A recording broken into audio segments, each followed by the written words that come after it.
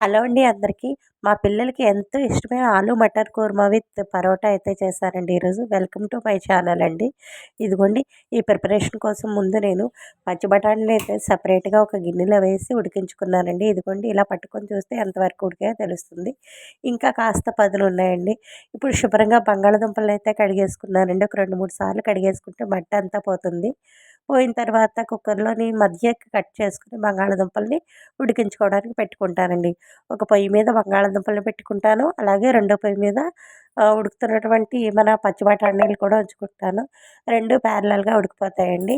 ఇవి 2 ఉడికిపోయిన తర్వాత curry preparation అయితే స్టార్ట్ చేస్తానండి.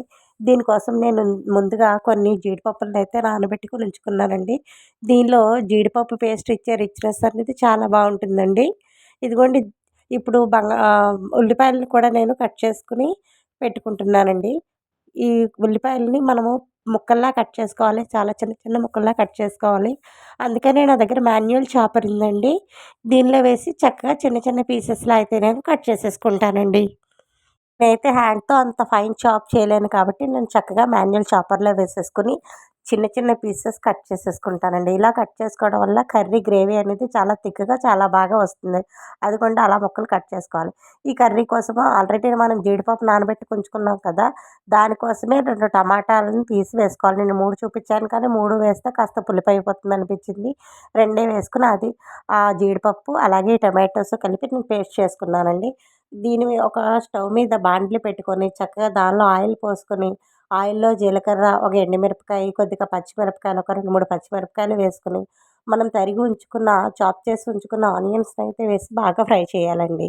ఫ్రై చేసిన తర్వాత మనం ఏదైతే జీడిపప్పు, టమాటో పేస్ట్ ఉంటుందో అది కూడా వేసుకొని, శుభ్రంగా కలుపుకొని ఉంచుకోవాలండి. కలుపుకొని మూత పెట్టుకుంటే మగ్గుతుంది. అప్పుడు కారాన్ని, అలాగే మన దగ్గర అవైలబుల్‌గా ఉన్న గరం మసాలాస్ అయితే వేసుకోవచ్చండి. నా దగ్గర ఈ ప్యాకెట్ గరం మసాలా ఉంది. ఇదైతే వేసుకున్నానండి. మన దగ్గర ఏది అవైలబుల్‌గా ఉంటే అది వేసుకోవచ్చండి. That is our wish. ఇప్పుడు బాగా కలుపుకొని ఆయిల్ అనేది కాస్త పైకి తేరుతున్నప్పుడు గ్రీన్ పీసెస్ అనేవి మనం ఉడికించి ఉంచుకున్నాం కదా! అవి వేసుకోవాలి. ఈ స్టేజ్‌లో నేను అల్లం వెల్లుల్లి పేస్ట్ చక్కగా మెత్తగా రుబ్బుకొని ఇందులో వేసి కలుపుకున్నానండి.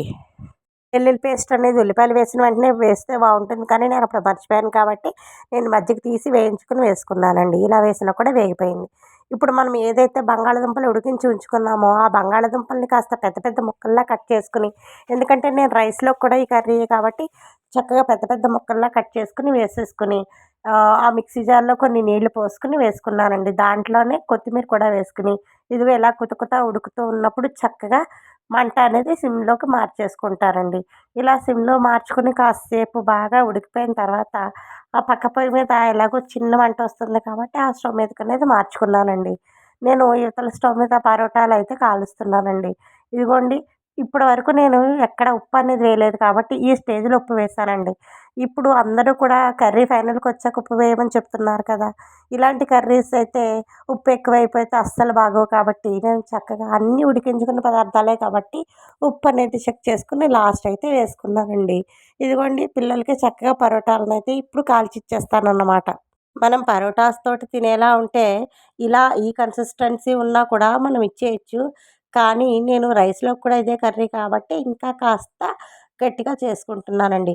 మనకి ఇంత పలచగా ఉన్నా సరే చక్కగా ఇదిగోండి నేను సర్వింగ్ బౌల్‌లోకైతే తీసేసాను. కర్రీ ఫైనల్ లుక్ చూసారా ఎంత బావుందో? చూడగానే నోరూరిపోయేలా ఉంది కదా! నా కర్రీ కనుక మీకు నచ్చినట్లయితే లైక్ చేయండి, షేర్ చేయండి, కామెంట్ చేయండి. కొత్త వాళ్ళైతే చూసి వెళ్ళిపోకుండా సబ్స్క్రైబ్ చేయండి ప్లీజ్.